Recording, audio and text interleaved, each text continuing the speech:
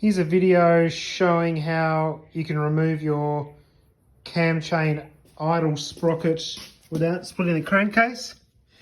As you can see, this pulley's all flogged out, and I'm hoping that's the reason I'm getting this cam chain sort of noise in it, because I've had this pulled apart once already and replaced all this tensioner and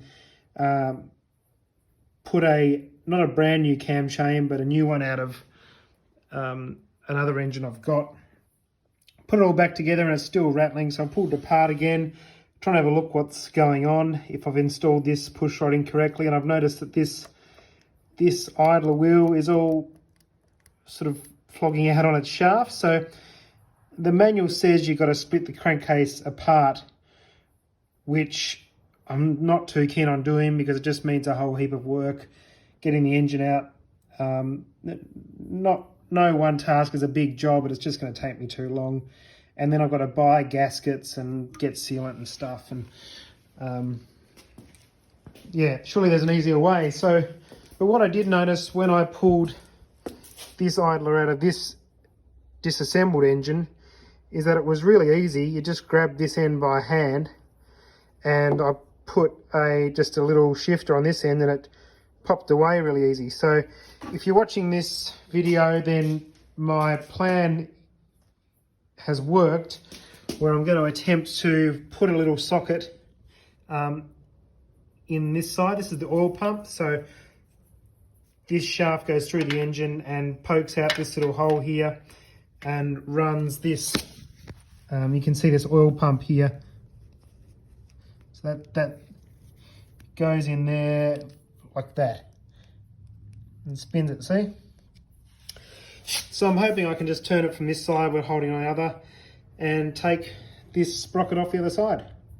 Well, that didn't work with the 5mm socket. So what I've done is made this 1/4" extension I had laying around to kind of mimic the end of the other side of the oil pump, which should mate up perfectly well with this on this side. I just spun it around the end of the drill and ground it down to be about a bit over 6mm diameter. Then cut it with an angle grinder so it's got the same notch out of it that would fit into that. I'll try that. Well, that worked really, really easy.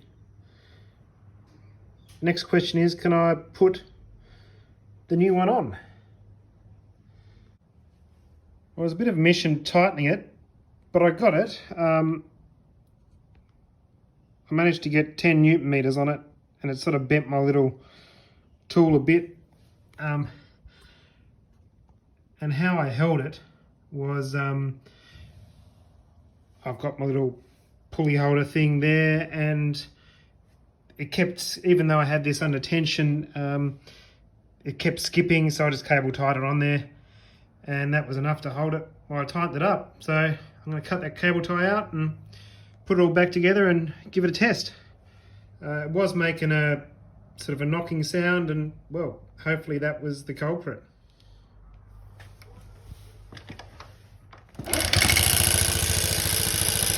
Fuck! Don't make the fucking noise! So as you can tell, it started just fine, but it's still got the same noise as it had previously. But I consider that that's a success, as I haven't had to split the crankcase to put that pulley on. So I reckon with this bike, unfortunately, the next thing I'll do is take the head off and have a look at the piston and see if there's any problems with the small end bearing and piston and stuff next. But yeah, hopefully this video has helped a few people not need to take this engine all apart to replace that tiny item.